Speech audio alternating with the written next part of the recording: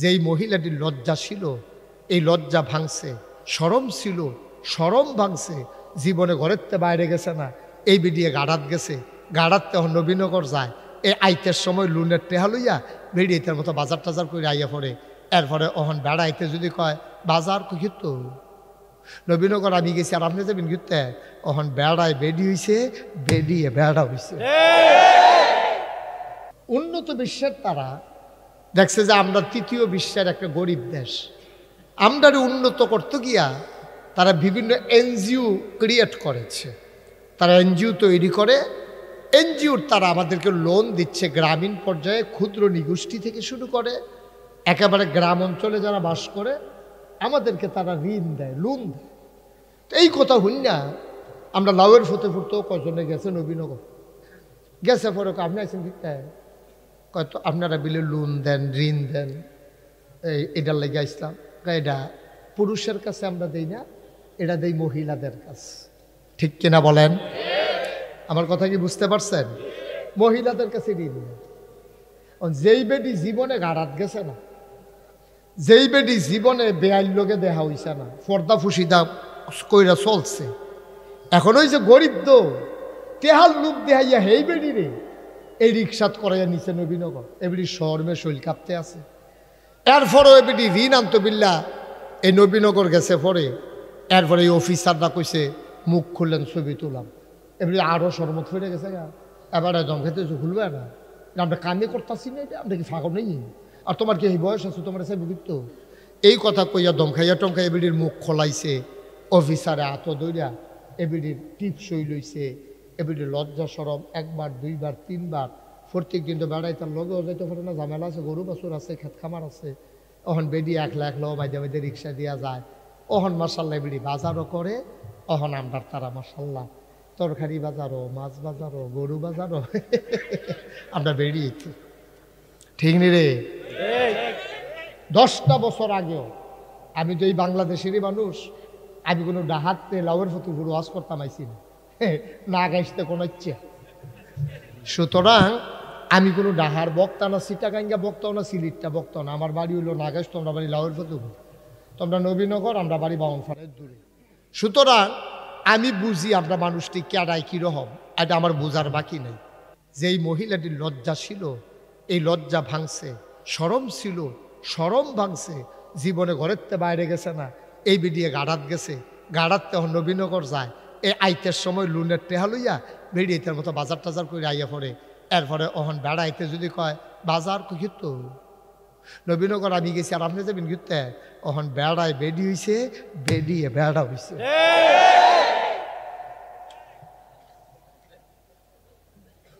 ঠিক কিনা কম? আজকে গজবে ধরছে, গজবে ধরছে। পর্দা পুষিদা এখন জাদুঘরের জিনিস হয়েছে। পর্দার কথা যদি আমি এখন ওয়াজ করি, এটা জাদুঘরের জিনিস হয়ে গেছে।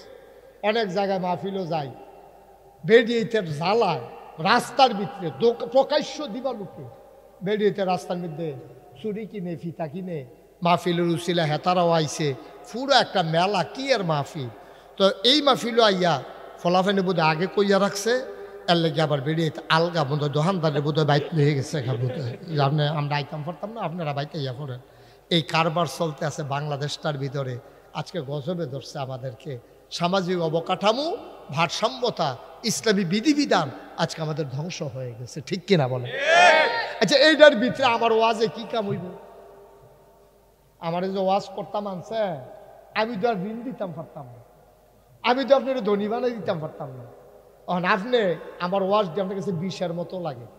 এবারে যে সুন্দর সুন্দর কথা কয়, ফাল্লা এবারে দেখ না কয়টা ঠেয়া আমরা তো দিয়ে এলাই, এবারে দেখ না হাওলার দেখ না, তো তার আমরা নবীনগর যাওয়ান লাগে না, কথাটা ইয়ে বই রকম। কারণ আমরা তারা ক্যাশ যেহেন পায় সারাদিন বেদাইয়া, আমরা তারারে লজেন দিলে সুইতে সুইতে বাইতে ইয়ার কয় লজেনটা বিডা পড়ছে, বেদার কথা মনে থাকে না। এটার নাম হলো বাংলাদেশ, ঠিক কিনা কও? বন্ধুরা আমার, ভাইরা আমার, বড় আদর করে আল্লাহ আমাদেরকে মানুষ বানাইছে। তুমি আল্লাহর আদর কত জানো না? সাংঘাতিক আদর আল্লাহ করেছেন। আল্লাহ তাবারক ওয়া তাআলা বড় আদর করে মানুষ বানাইলেন। মানুষ বানানোর পরে মানুষ চলবে কোন পথে, যাবে কোন পথে, খাবে কি, করবে কি, সব আল্লাহ কোরআনুল কারীমে জানিয়ে দিলেন, সব মানুষকে শিখিয়ে দিলেন। মানুষ আল্লাহর পথে গেল না, আল্লাহর পথ মানুষ ছেড়ে দিল, আল্লাহর পথ মানুষ ভুলে গেল, মানুষ যা মন চায় তাই করলো। এই জন্য আজকে সমাজের ভিতরে টাকা হইছে, পয়সা হইছে, ওই সোনের ঘরের জায়গায় টিনের ঘর হইছে, টিনের ঘরের জায়গায় 5 তলা বিল্ডিং হইছে, এলাকায় দোকান হইছে, শিক্ষা প্রতিষ্ঠান হইছে, কিন্তু এলাকার মানুষের মনের থেকে আজকে শান্তি বিদায় নিয়ে গেছে, ঠিক কিনা? শান্তি আজকে নাই, শান্তি আজকে বিদায় হয়ে গেছে। এখন কি শোনা যায় ভাই? এখনো শোনা যায় না? দাও পিছনের মাইকগুলো বাড়াই দাও একটু। জি জি বলছি। আপনি কি সব দাঁড়িয়ে দিচ্ছেন?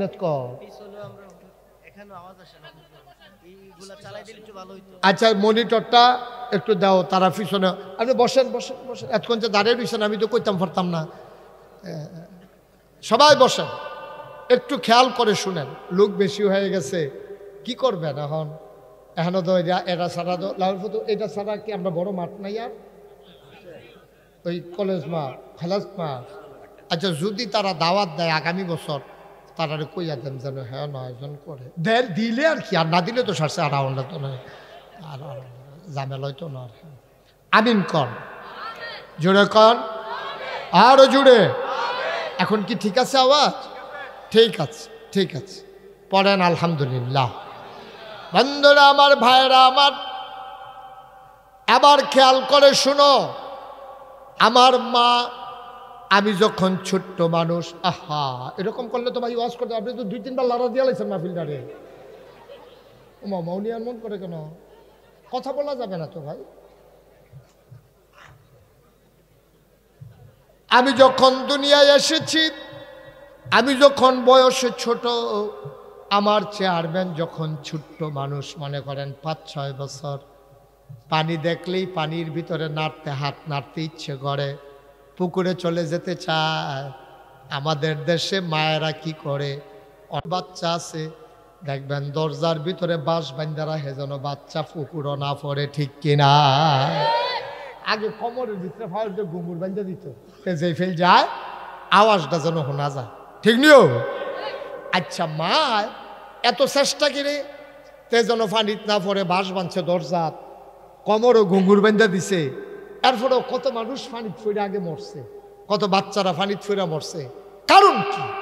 কারণ হইল বাচ্চারাই জানে না পানিটা কি জিনিস। তেমন করছে আতাইতে তো ভালোই লাগে, কিন্তু ডুববা গেলে গেছে বুটবুটি ছুটতে যাবো, তার এই খবর নাই। এর লেগেতে পানি তাতাতি করে, লাড়াচাড়া করে। এর লেগে মায় বুঝে ফুতরে, আমি যে তোরে যাইতে দেই না, তোরে যে থাপড়া দিয়া ফুটের গাড়িতে আনছি, তোরে যাই না সিগল ইয়াত দড়ি দিয়া খাটের ফায়ার লগে বান্ধা রাখছি, দরজার যে বাঁশ বান্ধা রাখছি, আমি জানি এই ফানি তোরে শেষ করব, তুই আমার ফুট মরে যাবি গা। এর লেগে মা এত আয়োজন করে। মুসলমান মন দিয়ে শুনো রে ভাই, এই মায়ের কলজার ভিতরে সন্তানের জন্য যত মায়া, বান্দার জন্য আল্লাহর মনের চাইতে কম মায়া না বেশি মায়া? মায়াটারে আল্লাহ 100 ভাগ করছে, 99 ভাগ মায়া আল্লাহ নিজের জন্য রাইখা দিছে। সামান্য 1 ভাগ মায়া 18,000 মাখলুকাতরে আল্লাহ দান। সুবহানাল্লাহ কয় না? আমি অনেক জায়গা দেখছি মানুষে গাই কিনা সেরা চেয়ারম্যান সাহ দেহাডারে কান্দ লইয়া সামনে দিয়ে আডে।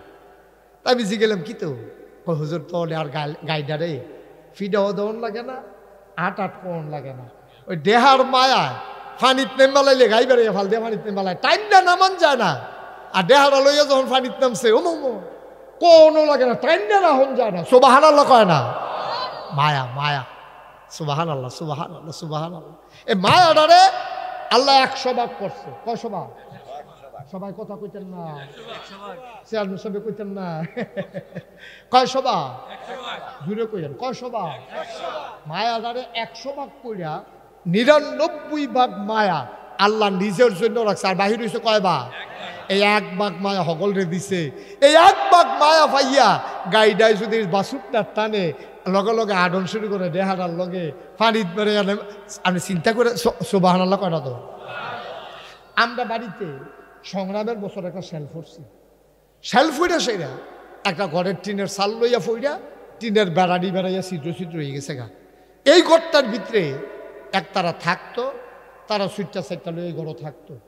বেরিয়ে বাচ্চার এই ঘর রাখিয়া গেছে রান্নাঘর। এর ভিতরে দিয়া আমরা কিন্তু ফানির এলাকা, ফানি বেশি আমরা এলাকার, খাল বিল বেশি। এরপরেও করতে জানি একটা বাঘ, কি কথা কি একটা বাঘ করতে জানি ফানি ফুনি ভাঙ্গিয়া ওই হে শেলফরিন্ড ঘর ঢুকিয়া খাটের উপরে যে বাচ্চা শোয় রেখেছে এই বাচ্চার লগে দিয়া বইয়া বাচ্চার রং চায়। আমার মনে হয় বাঘটাই বোধহয় চাইতে আছে আমরা টিটি একরকম এটা দিয়ে আরেক রকম এরকম বোধহয় চিন্তা করতেছে। এখন বাঘ যে ঢুকছে কেডা জানি একজনে দেখছে, দেখে সেটা চিল্লার পড়ছে বাঘ বাঘ বাঘ। কয় কয় হেই গর মানুষে টিনের বেড়া দিয়া চাইতে আছে বাঘ হিতা করে কামড় টমুর দেয় না। বাচ্চারা নাক ডাকিয়া ঘুমাইতে আছে, কথাটা তো আর এমনি ঘরত রয়েছে না, চিল্লা ফাল্লা ফইরা গেছে গা। আমরা এক চাচার এক বন্দুক আছে, এবারায় বন্দুক টন্দুক ফিট করতেছে বাঘ মারা হইব। আর এগুলো দিয়ে বাঘ বাঘ চিল্লান করতেছে। জেবিডির বাচ্চা এবিডি তো রান্না করতেছে, এবিডি বাঘ হুন্য দৌড়াইয়া উঠানো হয়। চাই বাঘ কোন করো, কই বাঘ তো ওই হেই করো, হেই করো তো আবার ফুটে সুবহানাল্লাহ কোনটা কেন হেই করো আমার ফুটে তাই দিয়ে হেই করো ঘুম ফাড়াই রাখছি। এবিডি দৌড় দিতে লইছে পরে মুরব্বীরা কইছে এবিডিরে 3-4 জনে দৌড়া রাহ, কারণ এবিডি বাঘের সামনে গেলে এবিডি খাইয়ে নেবো, তাও গাছ বাঁচলে ফল ধরবো। একটা সুইটটা মারা গেল, আবার এবিডির গরু সুইটটা সেটটা হইব, অন্তত এবিডিরে বাঁচাও। এই কথা কইয়া 3-4 জনে দৌড়া রাখছে। এবিডি ফোফাইয়া কানতে আছে, লাড়া দিয়া সুইটটা জেগিতেছে। আটকা বুধে বাচ্চার চেহারাটা কলজাত পড়ছে, মনও যখন পড়ছে এবিডি 3-4 বেডিরে ঝাড়া দিয়া দৌড় দিয়া বাঘের সামনেতে বাচ্চারা লইয়া কোনো মতে দুপুর দিয়া এউডার সুবহানাল্লাহ কয় না। এটার নাম হলো মায়।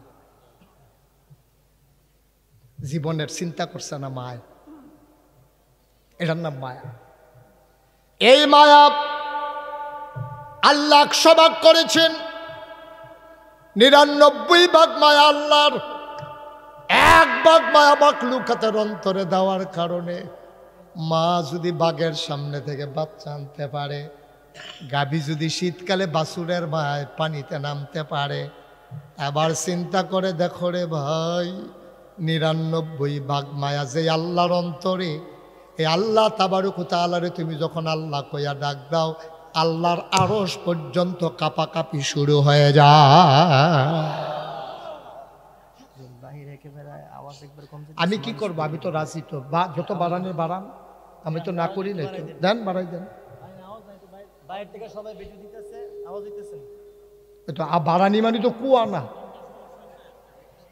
আমিন কর, জুড়ে কর, আরো জুড়ে। তোমার বাবা যতটুকু যা আছে সব দাও, লাড়া দাও। আর হল বলা কেন, তারা হুনন দরকার আছে। বইতেও দিতাম না, খেলুইতেও পারতো না, রাস্তার তো শুনতে পারতো না, তো তারা কিটা করবো, কয় কিও করণ যেত না, এই অবস্থা তুই গেছে। হ্যাঁ আমিন কর, জুড়ে কর। এবার মায়া মনে আসেনি, মায়া এই 99 ভাগ কার রে? এবার বুঝো, আল্লাহ যদি বান্দায় যদি আল্লাহ কইয়া সিল্লানটা দেয়, ফুতে যদি মা কইয়া সিল্লান দেয়, মার যদি এইরকম লাগে যে আল্লাহ 99 ভাগ মায়া লইয়া বইয়া রইছে, বান্দায় আল্লাহ কইয়া ডাক দিলে আল্লাহর আরশটা বেড়ে কাঁপে। সুবহানাল্লাহ কইতেন না?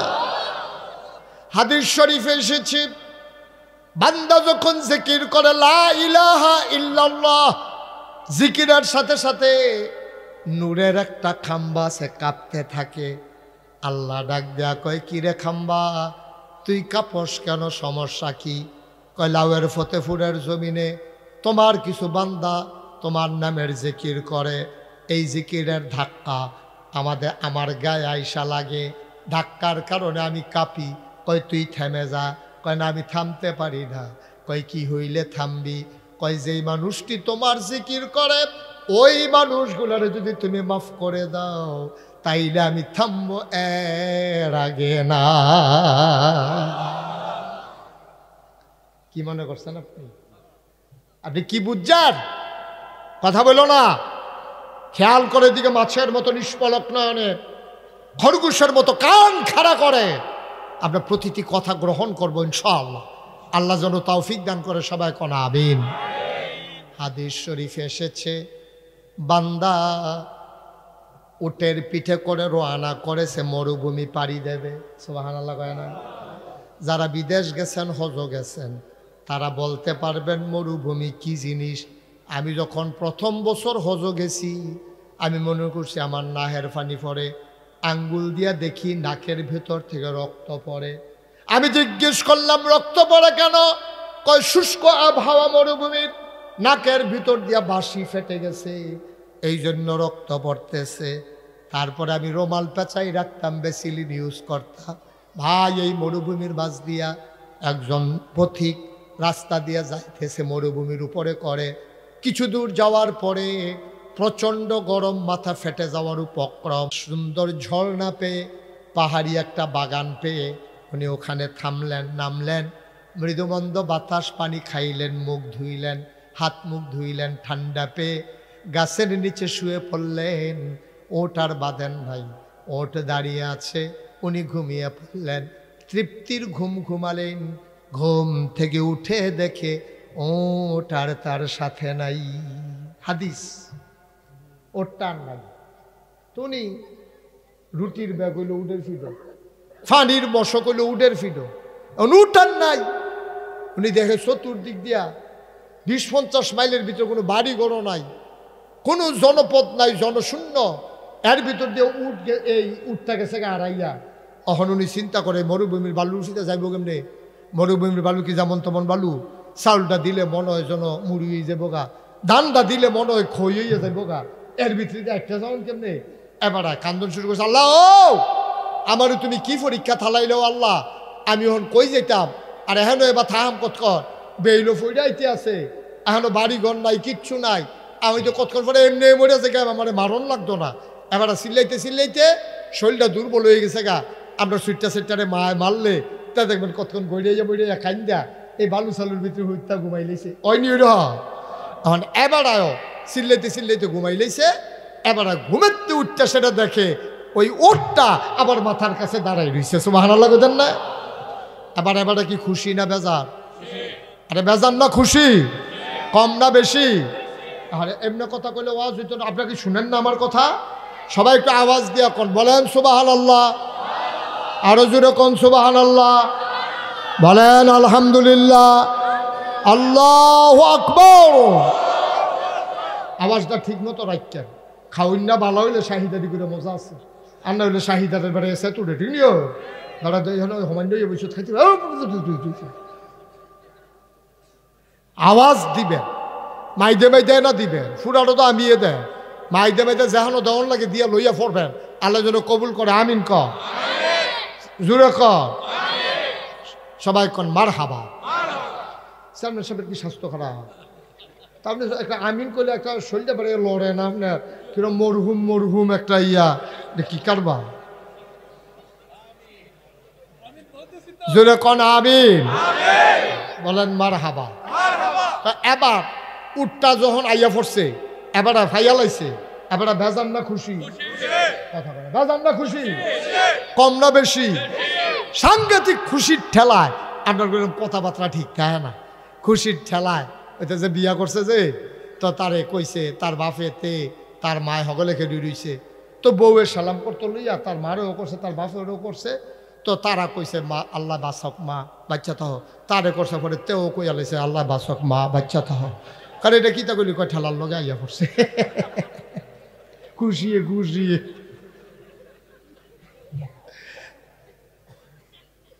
এখন যখন কথা ওটা উঠটা যখন ঘুমের উঠটা দেখে উঠটা খেলে দিছে, এবার কি বেজান না খুশি? এবার ঠেলার লগে কইয়া হইছে, হ্যাঁ কি শুক্রিয়া আদায় করতাম রে, আমি তোমার আল্লাহ, তুমি আমার বান্দা। আল্লাহ রে কইয়া বুঝছি, আল্লাহ আমি তোমার আল্লাহ, তুমি আমার বান্দা। কি শুকরিয়া আদায় করতাম। আমি ঘুমের তুইটা যদি উঠটা না পাইতাম পাগল হইয়া গেলাম গইলে। এই কথা কইয়া পড়ায় তো কইয়া বইছে তুমি আমার বান্দা, আমি তোমার আল্লাহ। কনের বালা কইছে, এবার জিব্বাত কামড় দিয়া লাইছে, ভুল এনা হইছে। আল্লাহ ডাক দিয়া কই জিব্বাত কামড় দেওয়ান লাগতো না, আমার আল্লাহর দুর্বুঝ আছে, এটা তো আমার মনের কথা না, ঠেলার লগে আইয়া পড়ছে। এটা যে তোমার মনের কথা না, এটা আমি বুঝছি, এটা ঠেলার লগে। এই আল্লাহ আসেনিও মহব্বতের সাথে ওই আল্লাহরে জানিয়ে দাও লা ইলাহা লা ইলাহা